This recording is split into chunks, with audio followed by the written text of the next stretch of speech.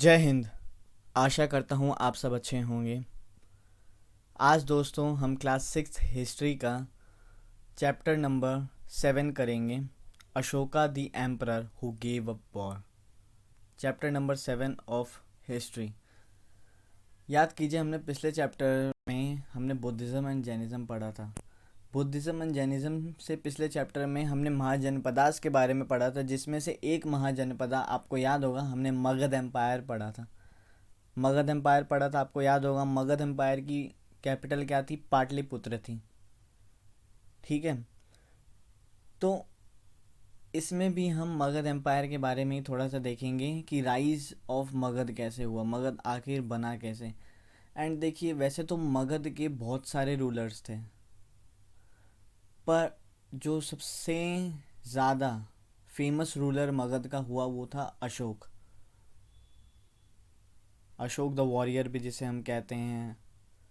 ठीक है, तो हम इस चैप्टर में यही देखेंगे कि आखिर अशोका जब मगध के एम्परर थे तो मगध का विस्तार कैसे हुआ, मगध कहाँ तक फैला, आखिर किस वजह से अशोका के बाद मगध एम्पायर डिक्लाइन हो गया। ठीक है, हम इस चैप्टर में देखेंगे। तो दोस्तों चलिए शुरू करते हैं हम आज का चैप्टर। अगर आपने चैनल को सब्सक्राइब नहीं किया है तो चैनल को सब्सक्राइब कीजिए, नोटिफिकेशन बेल दबा दीजिए ताकि आने वाले नए लेक्चर्स की नोटिफिकेशन आपको मिलते ही रहे। वीडियो को लाइक कीजिए एंड शेयर करना ना भूलिए।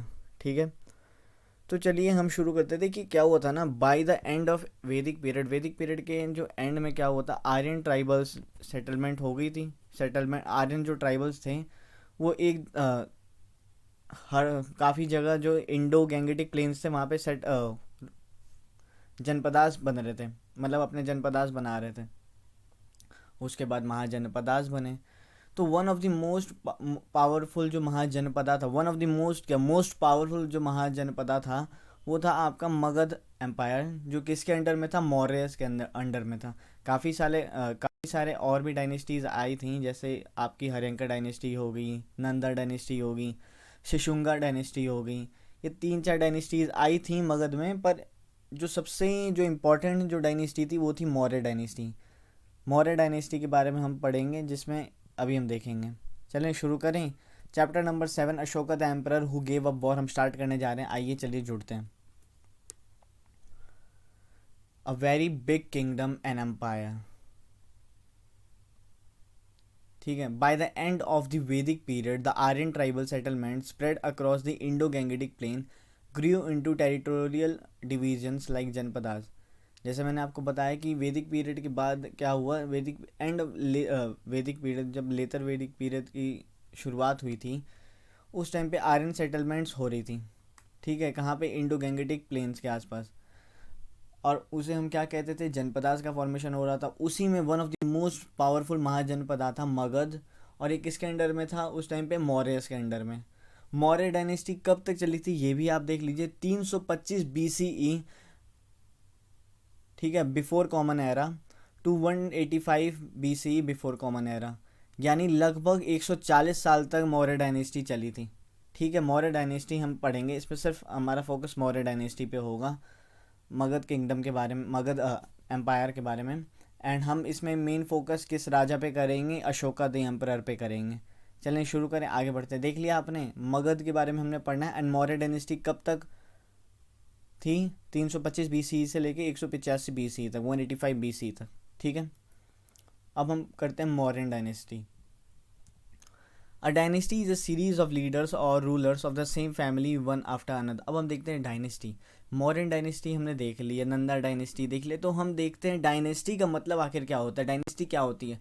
तो डायनेस्टी क्या होती है? कुछ नहीं होता, ये सीरीज होती है रूलर के बाद कि उस से, जैसे मान लीजिए एक रूलर है, उसका एक बेटा उसके एक बेटा है, उसके बाप के मरने के बाद उसका बेटा रूलर बनेगा, फिर उसका भी एक बेटा है, फिर वो रूलर बनेगा। ऐसे क्या होता है कि एक सीरीज में फैमिली वाइज रूलर्स बनते रहते हैं। जैसे आप मौर्यन डायनेस्टी में भी देखिएगा तो चंद्रगुप्त बने थे।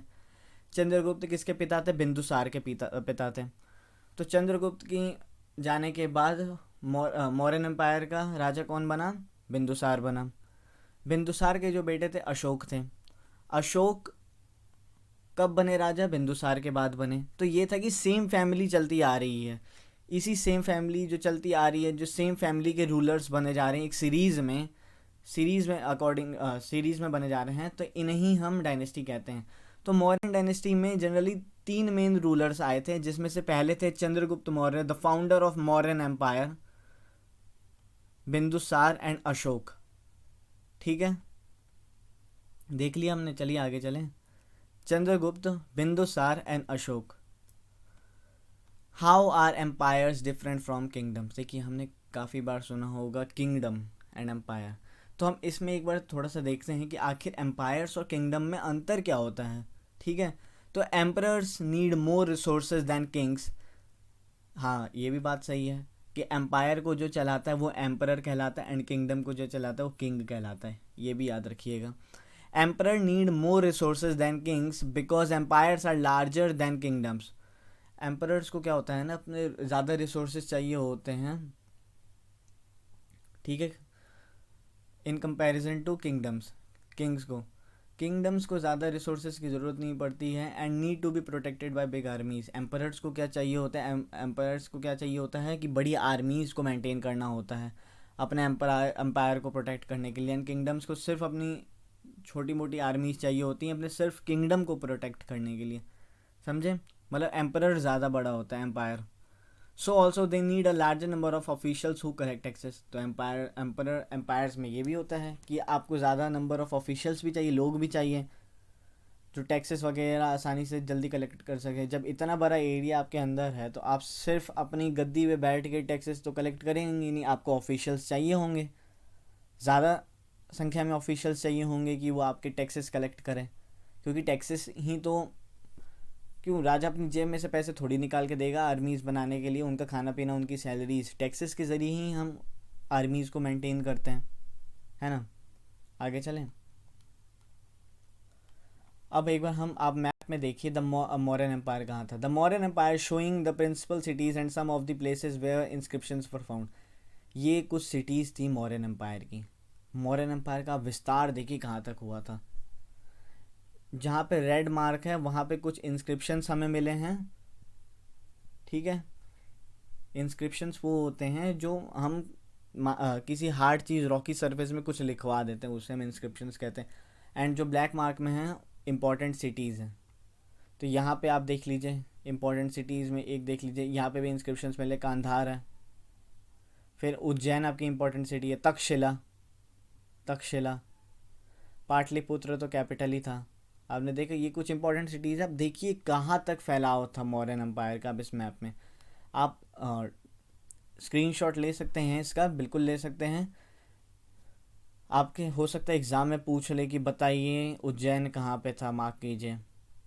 कांधार कहाँ पे था मौर्यन एम्पायर के टाइम पे? कालिंगा से ही तो चेंज हो गया था अशोका का दिमाग। अभी हम आगे पढ़ेंगे, आगे देखते हैं स्लाइड्स में। कालिंगा याद होगा, आपने सुना भी होगा कभी ना कभी, कालिंगा वॉर। तो अभी अभी ये सब छोड़िए, आप पहले इन सब को मार्क करिए, मैप उठाइए, मौर्यन एम्पायर का मार्क कीजिए, क्योंकि कभी भी क्वेश्चन में पूछ सकता है। बताइए कि मौर्यन एम्पायर के टाइम पे कालसी कहाँ पे था। कालसी जो है जहाँ पे इंस्क्रिप्शंस वगैरह मिले थे वो कहाँ पे था। तक्षशिला कहाँ था, कंधार कहाँ था, उज्जैन कहाँ था, पाटलिपुत्र कहाँ था। पाटलिपुत्र आज का पटना है, आपको मैं बता दूँ। तो आपने देखा ये कुछ ये मैप्स हैं, आप ले लीजिए। चलिए आगे चलते हैं। Modern administration. अब हम एक बार देखते हैं मॉडर्न एडमिनिस्ट्रेशन, आखिर मॉडर्न एम्पायर में एडमिनिस्ट्रेशन कैसे चलती थी। ठीक है, the central administration was headed by the king who was the supreme जज एंड लॉ गिवर। जो सेंट्रल एडमिनिस्ट्रेशन जो होती थी मॉडर्न एम्पायर में, वो किसके पास होती थी? रूलर के पास, यानी किंग के पास होती थी। ठीक है, जिसके पास हु वॉज द सुप्रीम जज, वो सुप्रीम जज खुद होता था, और लॉ गिवर भी, लॉ भी खुद बनाता था, कानून भी कुछ लोगों से ऑफिशियल से बातचीत करके। ठीक है, मतलब आप मान लीजिए कि मॉडर्न एडमिनिस्ट्रेशन ऐसा चलता था कि जो किंग होता था वही सुप्रीम जज होता था and law giver. The king appointed several officials called mantris and amatyas to assist him. जो राजा होता था उसने कुछ ऑफिशियल्स वगैरह अपॉइंट किए थे, जिसे हम क्या कहते थे? मंत्रीज कहते थे एंड अमात्यास कहते थे, जो किंग की मदद करते थे एडमिनिस्ट्रेशन को संभालने में, ठीक है। अब इतना बड़ा एम्पायर है आपका, तो कुछ अकेले आप कर पाएंगे तो नामुमकिन सा ही हो जाएगा, जब तक आपके पास कुछ ढंग के ऑफिशियल्स नहीं हो हर तरीके के, ठीक है। ऑफिशियल्स वगैरह किंग्स ने अपॉइंट कर रखे होते थे, बढ़िया तरीके के ऑफिशियल्स होते थे, जो मंत्री जैसे हम कहते थे एंड अमात्यास जिसे कहते थे, जो राजा की मदद मदद करते थे। The provincial administration was headed by governor who was generally a kumar. देखिए क्या होता था ना, देखिए जैसे इसमें है, जैसे किंग तो आपका सेंट्रल में बैठेगा पाटलिपुत्र में। अब तक्षशिला भी मौर्यन एम्पायर के अंडर में है, कांधार भी मौर्यन एम्पायर के अंडर में है, एंड उज्जैन भी है। तो यहाँ पे तीनों जगह तो ये बैठ नहीं सकता, तो यहाँ का जो एडमिनिस्ट्रेशन जो संभालता था वो उसे हम गवर्नर कहते थे। एंड वो जनरली क्या होता था, कुमार होता था, यानी राजा का बेटा ही होता था, मान लीजिए राजा का बेटा यहाँ पे संभालता था, ठीक है। ये आप समझ लीजिएगा। अब the provincial administration was headed by a governor who was generally a kumar, ठीक है। The provinces were divided into district और जनपदास। जो प्रोविंसेस होते थे वो डिस्ट्रिक्ट में या बटे होते थे या जनपदास में। अब ये क्या है, जनपदास ही तो हैं छोटे मोटे, क्योंकि मेन जनपदा तो आपका ये हो गया मगध एम्पायर। ये छोटे मोटे जनपदा मान लीजिए, डिस्ट्रिक्ट वगैरह मान लीजिए मौर्यन एम्पायर के। It had 3 important officials called pradeshika, rajuka and yukta. 3 important तरीके के इनके पास ऑफिशियल्स होते थे, जिसे हम पहला होता था प्रादेशिका, सेकंड होता था राजुका एंड थर्ड होता था युक्ता। ये कुछ 3 इंपॉर्टेंट ऑफिशियल्स होते थे मॉडर्न एडमिनिस्ट्रेशन में, प्रादेशिका, राजुका एंड युक्ता, ठीक है। अब मॉडर्न मिलिट्री सिस्टम देखते हैं। देखिए क्या होता था ना, जब मौर्यन एम्पायर इतना बड़ा, तो आपको पता ही होगा कि मॉडर्न मिलिट्री आपने सुना ही होगा, कभी ना कभी आपने पढ़ा हो या देखा हो कि मॉडर्न मिलिट्री बहुत बड़ी थी, बहुत ज़्यादा बड़ी थी। देखिए अब हम थोड़ा सा देखते हैं मॉडर्न मिलिट्री के बारे में, आखिर मॉडर्न मिलिट्री थी कितनी बड़ी एंड क्या था इनमें, क्या क्या इक्विपमेंट्स वगैरह या वॉर हेड्स थे। देखते हैं, देखें। The Mauryas had established a vast empire with the help of a powerful army. Mauryas का जो उन्होंने जो एस्टेब्लिश किया था अपना जो एम्पायर, एक बहुत ही विशाल एम्पायर, वो कैसे हो पाया था, क्योंकि उनके पास पावरफुल आर्मी थी। जाते थे राजा को हराया, फटाफट वो राज्य ले लिया, जाते थे राजा को हराया, फटाफट वो ले लिया वो राज्य। क्यों? क्योंकि उनके पास पावरफुल आर्मी थी, मौर्यस के पास पावरफुल आर्मी थी। मेगस्थनीज क्या थे, एक ग्रीक एम्बेसडर थे। मेगस्थनीज जो थे, देखिए क्या था मेगस्थनीज, देखिए क्या थे, मतलब देखिए जैसे वो था ना, क्या नाम है उसका, एलेक्जेंडर इंडिया में आपको पता नहीं आ पाया था, तो एलेक्जेंडर अपना एक दूत छोड़ गया था, मान लीजिए, जिसे हम सेल्यूकस कहते थे, सेल्यूकस नाम था उसका। अब सेल्यूकस ने को जानना था कि आखिर मगध एम्पायर है कैसा, तो उसने क्या किया, एक एम्बेसडर, ग्रीक एम्बेसडर मेगस्थनीज थे, उसको भेज दिया मगध एम्पायर में कि जाइए आप थोड़ा पता करके आइए कि वहाँ पे आखिर व्यवस्था कैसी वैसी सी है, ये सब जानने के लिए भेज दिया। तो Megasthenes, a Greek ambassador, wrote that soldiers were most numerous class next to the cultivators. देखिए क्या होता था ना कि वो ग्रीक एम्बेसडर जो मेगस्थनीज थे, उन्होंने बताया कि सोल्जर्स तो थे ना, वो दूसरे सबसे बड़े क्लास के थे कल्टीवेटर्स के बाद। जो कल्टीवेटर्स के बाद सबसे ज़्यादा रिस्पेक्ट जो मिलती थी किंग को छोड़ के, वो सोल्जर्स वगैरह को मिलती थी। अब अर्थशास्त्र आपको पता ही है किसने लिखी, कौटिल्य ने लिखी, कौटिल्य यानी चाणक्य ने। अर्थशास्त्र mention 3 types of soldiers namely hereditary. देखिए अर्थशास्त्र में क्या लिखा हुआ है कि 3 तरीके के सोल्जर्स होते थे, जिसमें पहला होता था हेरिडिटरी, इसको स्पेलिंग थोड़ी सही कर दीजिएगा, TARY, hereditary fighting class. Second होता था mercenaries willing to fight for any government which engage their services and artisans. पहला जो होता था हेरिडिटरी फाइटिंग क्लास, एंड दूसरा होता था मर्सनरीज। मर्सनरीज क्या होते थे, ये willing to fight for any government, किसी भी गवर्नमेंट के खिलाफ लड़ सकते थे फॉर एंगेज देयर सर्विसेज, अपनी सर्विस के लिए। आर्टिसंस होते थे तीसरे। अब क्या लिखा है इसमें, और the army consisted of 6 lakh infantry. इस आर्मी में 6 लाख इन्फेंट्री होते थे, 30,000 horseman and 3,000 carriers and 9,000 elephants. पता ही है कि एलिफेंट से ही तो डर के भाग गया था, कैसे डरा था आपको भी पता है अलेक्जेंडर की, उनकी आर्मी ने खुद कह दिया यार नहीं, मौर्यन एम्पायर के पास इंडिया में बड़े हाथी हैं, हम कुचल देंगे, और बड़े विशाल हाथी हैं, पैरों के नीचे आ गए ख़त्म। तो कहते हैं ऐसा कि ये भी एक वजह थी जिससे कभी अलेक्जेंडर इंडिया में प्रवेश ही नहीं कर सका। ठीक है। The army consisted of 6 lakh infantry थे, 30,000 हॉर्समैन थे, 3,000 कैरियर्स थे एंड 9,000 एलिफेंट्स वगैरह थे। The army administration was under a commander in chief. अब देखिए आज के टाइम पे जैसे होता है ना कि एक मिलिट्री का चीफ होता है, तो उसी टाइम पे आर्मी को एडमिनिस्ट्रेशन करने के लिए एक सुप्रीम कमांडर समझ लीजिए, कमांडर बनाया जाता था जिसे हम कमांडर इन चीफ कहते थे, जो पूरी आर्मी को चलाता था, आदेश वगैरह देना उसी का काम होता था। ये सब तो आपको पता ही है। There were 6 specialised departments to look after the military administration. 6 specialised departments थे जो मिलिट्री एडमिनिस्ट्रेशन वगैरह को देखते थे। अब बता रखे थे, अब इस बुक में उतना मेंशन नहीं है, तो मैं आपको वो बाद में बता दूंगा कि वो 6 डिपार्टमेंट्स कौन कौन से थे जो मिलिट्री वगैरह को देखते थे मॉडर्न एम्पायर के टाइम पे। Further the king appointed a number of trusted secret service man as spies. वाह, इस टाइम पे भी सोचिए किंग स्पाइस रखता था, खुफिया जासूस, हाँ जासूस कहेंगे। It help the king to know what people thought about him. जासूस का काम क्या होता है? राजा को बताना कि लोग आपके बारे में क्या सोच रहे हैं, कौन क्या षड्यंत्र बना रहा है, क्या आपको मारने की साजिश की जा रही है। और आपने यार कभी ना कभी अगर चाणक्य या चंद्रगुप्त अशोका इतने सीरियल्स वगैरह हैं उसमें कभी भी देखा हो तो वो होते थे स्पाइस। क्या करते थे? स्पाइस वगैरह होते थे। एंड स्पाइस में ज़्यादातर जो होती थी वो लड़कियां होती थी, ठीक है, औरतें होती थी जासूस। अब मॉडर्न मिलिट्री आप देख सकते हैं इस डायग्राम में, ये तो सिर्फ एक डायग्राम। अब सोचिए कितनी विशाल सेना होगी मौर्यन एम्पायर की, जहाँ पे जाए खून खराबा ले, तलवारें चल रही हैं, घोड़े भाग रहे हैं, हाथी रौंद रहे हैं। इतनी विशाल सेना थी मौर्यन एम्पायर की। चलें आगे चलें। अब देखते हैं the emperor and the capital city. अब इसमें जो मेगास्थनीज आया था उसके बारे में हम देखते हैं कि उनका पेज है। Megasthenes was an ambassador who was sent to the court of Chandragupta by the Greek ruler of West Asia named Seleucus Nicator।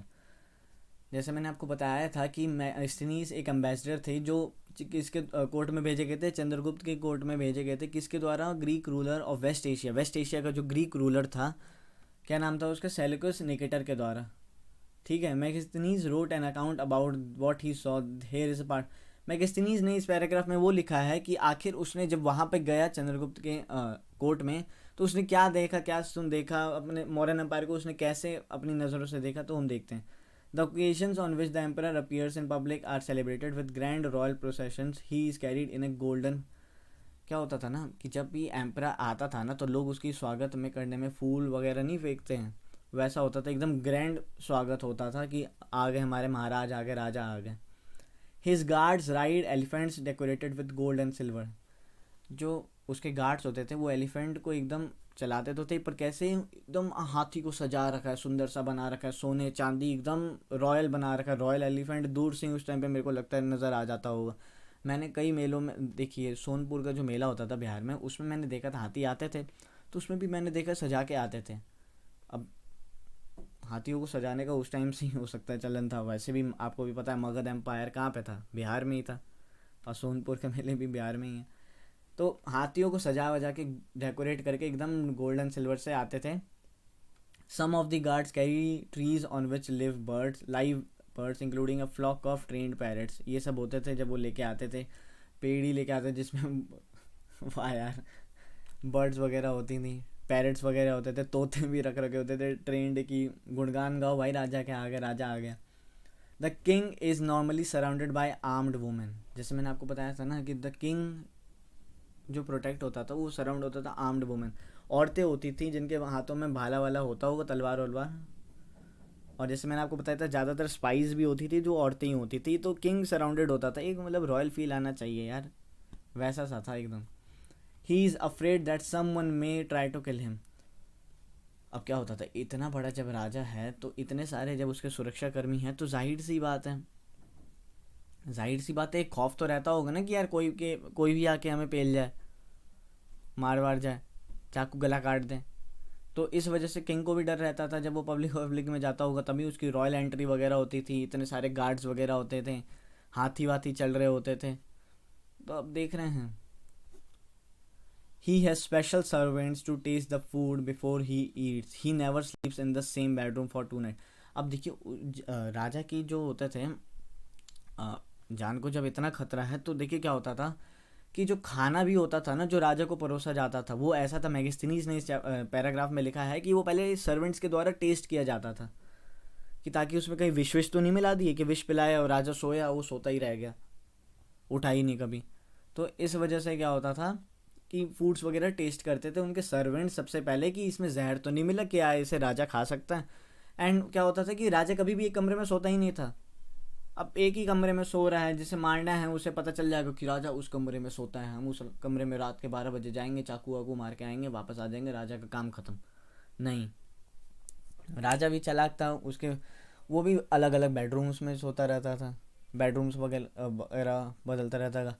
अब आज के टाइम पे 5 BHK तो होता नहीं होगा कि 5 रूम है, मारने वाले को भी पता है कि 5 कमरे ही तो हैं, मारो भाई। मगध एम्पायर था वो, मगध एम्पायर। एंड वो महल, सोचिए महल क्या कह रहा हूँ यार, इतने कमरे होंगे, सोचिए कमरे किस कमरे में हो सकता है, बेसमेंट्स में कमरे हों, गुप्त कमरे हों, किस में राजा सो रहा हो पता ही नहीं है, कितने सेना कह रहा हूँ, बॉडीगार्ड्स वगैरह लगे हों। तो सोचिए यार, थोड़ा सा इमेजिन कीजिए।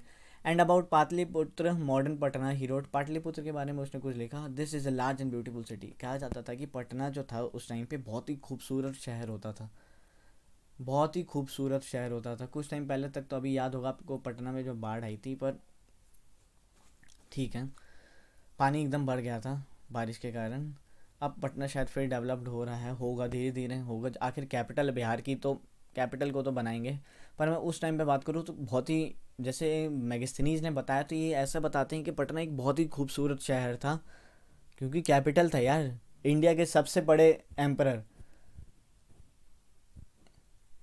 का कैपिटल था वो। It is surrounded by a massive wall, जो पटना था वो एक मैसिव वॉल के द्वारा सराउंडेड था।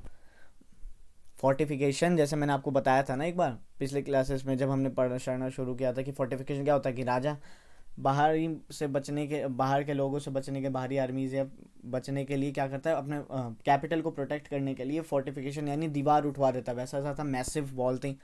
It has 570 towers and 64 gates, 570 towers वगैरह एंड 64 गेट थे। The houses of 2 and 3 stories are built of wood and mud brick, जो घर थे वो 2 या 3 स्टोरी के थे, और किसके बने हुए थे, वुड के और मड के। The king palace is also of wood and decorated with stone carving, जो किंग का जो पैलेस था वो भी वुड का बना, पर डेकोरेटेड किसका था, स्टोन कार्विंग्स का। बर्ड्स वगैरह रहती थी, पूरा मतलब बढ़िया सा बना रखा था। देखा आपने, ये मैगस्थनीज का व्यू था, कि जब वो गया, सेल्यूकस निकेटर के द्वारा भेजा गया चंद्रगुप्त के कोर्ट में, तो उसने क्या देखा, ये चंद्रगुप्त के टाइम का, ये अशोका के टाइम का हम अभी नहीं आए हैं, चंद्रगुप्त के टाइम पे गए थे मेगस्थनीज। चलिए आगे चलते हैं। Ashoka from a warrior to messenger of peace. अब देखिए यहाँ पे, देखिए अभी तक तो हमने सिर्फ मगध के बारे में पढ़ा, हमने अशोका के बारे में नहीं पढ़ा। अशोका के बारे में इसमें उतना लिखा भी नहीं हुआ, चैप्टर का नाम भले ही दे रखा है, Ashoka the emperor who gave up war.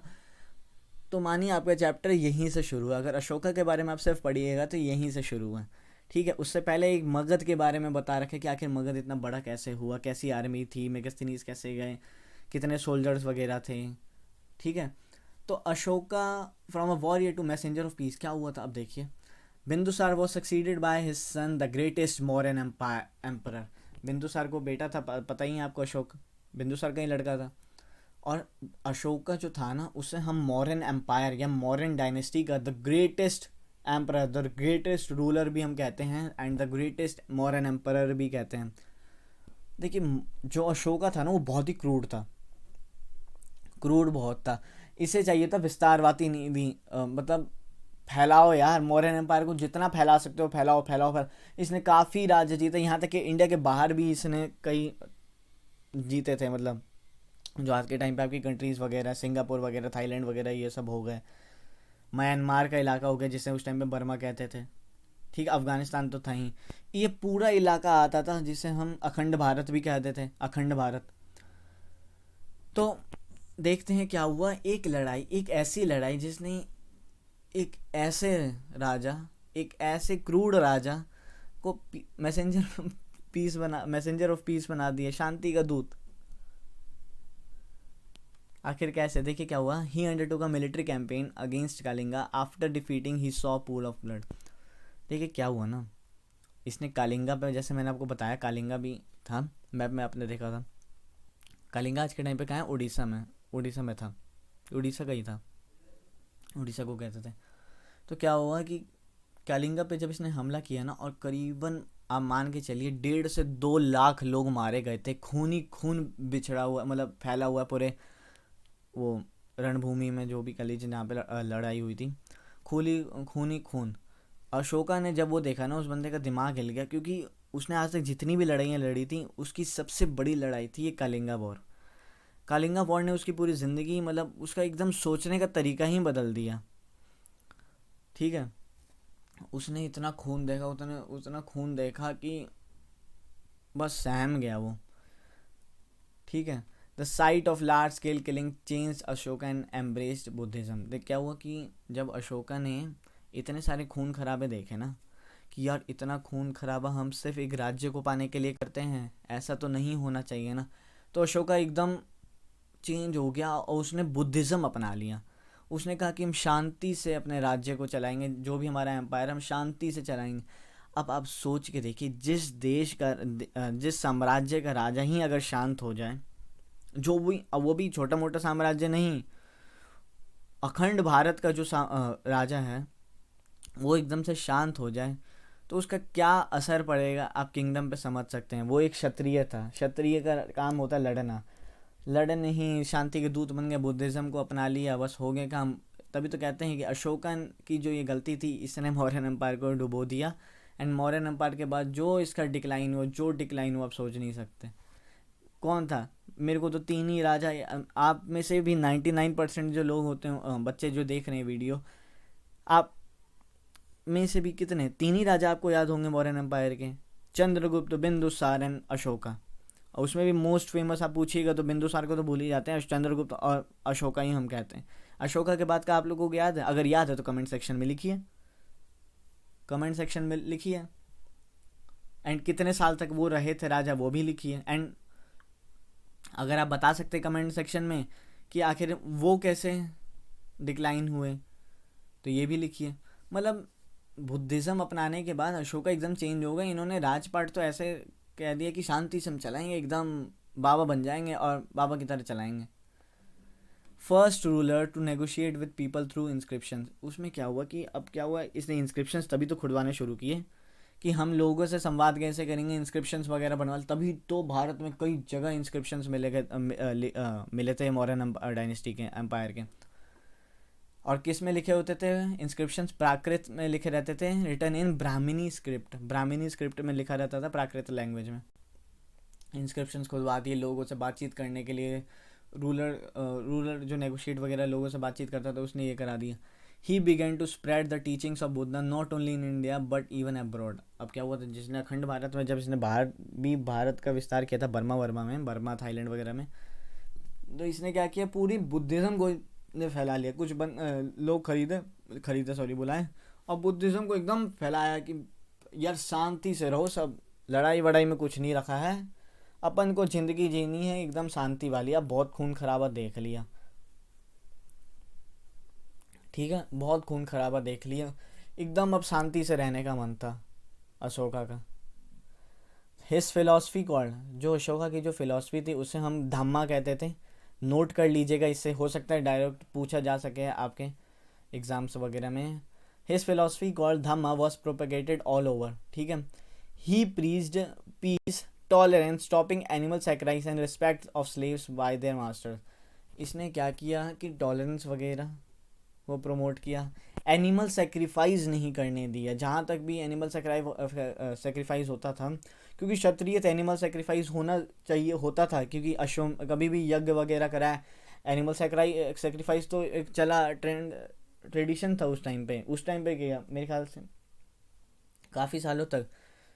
ठीक है, क्षत्रिय का काम क्या था, यज्ञ वगैरह करना, राज्य की रक्षा करना, लड़ाई करना, एंड अपने राज्य मेंटेन करना।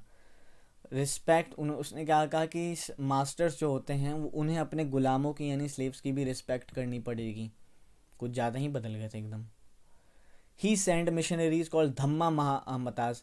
धम्मा तो उसने आपको पता है फिलॉसफी दी थी, तो उसने क्या किया, कुछ लोग भेजे, कुछ कुछ लोग भेजे जिन्हें हम क्या कहते थे, धम्मा महामतास कहते थे, Sri Lanka, Burma and South East Asian countries to propagate Buddhism. अखंड भारत यही तो था, पूरा अखंड भारत में था, तो फैलाओ कि एकदम बुद्धिज्म को प्रमोट करो। और तभी देख लीजिए कि इन देशों में बुद्धिज्म की जो बुद्धिज्म का जो रिलीजन है वो कितनी तेज़ी से फैला हुआ यहाँ पे, कितने लोग फॉलो करते हैं। जबकि एक तरह से देखिएगा तो बुद्धिज्म का जो जन्म हुआ था वो इंडिया में हुआ था, है ना, इंडिया में, फिर भी कितने लोग फॉलो करते हैं बुद्धिज्म, ना के बराबर।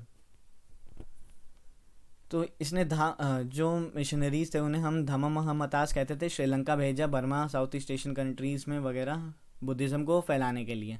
ठीक है, ये अशोक स्तंभ का एक पार्ट है, ये भी एक अशोक ने बनवाया था। ठीक है, अशोक स्तंभ।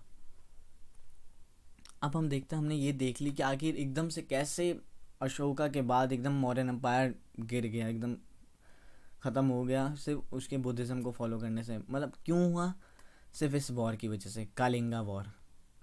कालिंगा वॉर ने अशोका की पूरी ज़िंदगी बदल दी। जिसे सबसे क्रूर राजा कहा जाता था, उसने एकदम से लगता है पीस धारण कर लिए। क्या मतलब, रात को बाबा भगवान आए, कहा कि अब बहुत खून खराबा हो गया, चलो अब तुम बुद्धिज़्म अपना लो। बुद्धिज़्म का जो उसने फैलाव, क्योंकि आपको भी पता ही है कि उसी टाइम पे तो पहले तो बुद्धिज़्म का फैलाव हो रहा था। जिस टाइम पे अशोका ने बुद्धिज़्म को अपनाया था, तो ऐसा थोड़ी था कि बुद्धिज़्म को आए हुए 1000-2000 साल हो गए थे, नहीं। बुद्धिज़्म भी तो उदय भी तो उसी टाइम पे हुआ था लगभग। तो अब हम कुछ देखते हैं मौर्यस की अचीवमेंट्स क्या थी, आखिर मौर्यन एम्पायर ने क्या क्या अचीव किया। ठीक है, मौर्य लोग जो रूलर्स वगैरह थे उन्होंने क्या अचीव किया। The agriculture was the main occupation in the Mauryan empire. जो एग्रीकल्चर था ना, वो सबसे ज़्यादा जो मेन ऑक्यूपेशन थी वो एग्रीकल्चर थी मौर्यन एम्पायर में। In addition merchants were also found in large number. जो मर्चेंट्स वगैरह थे ना, वो भी लार्ज नंबर में पाए जाते थे यहाँ पे मौर्यन एम्पायर में। Division in society was based on the different occupation of people. जो सोसाइटी में जो बंटवारा था ना, जो डिवाइड किया गई थी सोसाइटी, वो ऑक्यूपेशंस के आधार पे किया गया था। ये एक अच्छी चीज़ थी, अचीवमेंट था कि कास्ट वास्ट के आधार पे नहीं था, ऑक्यूपेशन, काम के आधार पे पीपल, लोगों को डिवाइड किया गया था। Modern art and architecture in the form of stupas, विहारास, pillars and rocks is very popular. Modern का जो आर्ट एंड आर्किटेक्चर था ये बहुत ही ज़्यादा पॉपुलर हुआ। इसमें क्या कहते हैं, स्तूपास वगैरह थे, viharas, pillars and rocks is very popular. अब देखिए, जो ये आर्ट एंड आर्किटेक्चर है ना, ये मैं आपको जल्दी पढ़ाऊंगा। 8th क्लास जैसे ही हम एनसीईआरटी ख़त्म करेंगे, जब मैं आर्ट एंड कल्चर शुरू करूँगा, तो उसमें modern art and architecture culture के बारे में सब चीज़ पढ़ाऊँगा कि आखिर क्या चीज़ कहाँ पे थी, फिर diagrams proper. Megasthenes indica, Megasthenes की जो किताब थी उसका नाम इंडिका था। एंड कौटिल्य की जो किताब थी Arthashastra, are the two valuable sources of knowing about the modern. इन दोनों किताबों के जरिए ही तो हमें मॉडर्न्स के बारे में पता चला, सबसे ज़्यादा जानने के बारे में। नहीं तो 2500 साल पहले या 2000 साल पहले क्या पता था ये कौन सा राजा है, क्या पता, कुछ नहीं मिलता था। कुछ इंस्क्रिप्शंस वगैरह मिल जाते, पर इनके जो लिखित सोर्सेज थे ये हमें मिले। The state become weak politically and financially after the death of Ashoka and started declining. जैसे मैंने आपको बताया कि अशोका के जाने के बाद जो स्टेट, उनका जो राज्य था, ये जो एम्पायर था, पॉलिटिकली एंड फाइनेंशियली इतनी तेज़ी से धड़ाम से नीचे गिरा। वो बोलते नहीं, जितनी तेज़ी में आप ऊपर गए उतनी तेज़ी में नीचे आए। उससे मेरे ख्याल से तेज़ी नहीं, 10 गुना तेज़ी में आप नीचे आए। ऐसा ऐसा सिस्टम हो गया था अशोका के जाने के बाद, अशोका के मरने के बाद इतनी तेज़ी से डिक्लाइन हुआ था मौर्यन एम्पायर। तो बस इतना ही था इस चैप्टर में। अच्छा लगा होगा, आशा करता हूँ आपको ये चैप्टर। अगर देखिए, चैप्टर बहुत अच्छा है।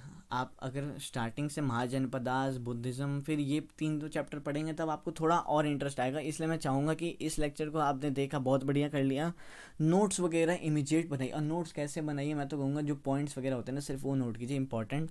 ये मैंने समझाने के लिए थोड़े ज़्यादा स्लाइड्स बना देता हूँ, आप पॉइंट्स वगैरह यूज़ कीजिए। ठीक है, मैं इसलिए ज़्यादा स्लाइड बना के कि आपको अच्छा लगे, समझ में आए, आसानी से आए। ठीक है, आपके सामने, नज़रों के सामने वो लिखित में रहे।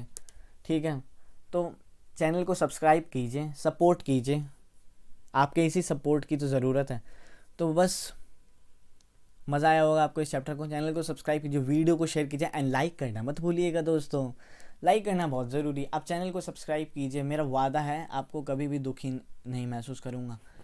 तो आज का चैप्टर हम यहीं फिनिश करते हैं। कल मैं आपको कराऊंगा पॉलिटिकल साइंस क्लास 6 की, यानी क्लास 6 पॉलिटी का 7th चैप्टर अर्बन एडमिनिस्ट्रेशन। हमने रूरल कर लिया, अब हम करेंगे अर्बन एडमिनिस्ट्रेशन, म्यूनिसिपालिटीज़ के बारे में थोड़ा बहुत पढ़ेंगे। ठीक है, तो चलिए, thank you so much guys, please subscribe my channel. God bless you all. जय हिंद।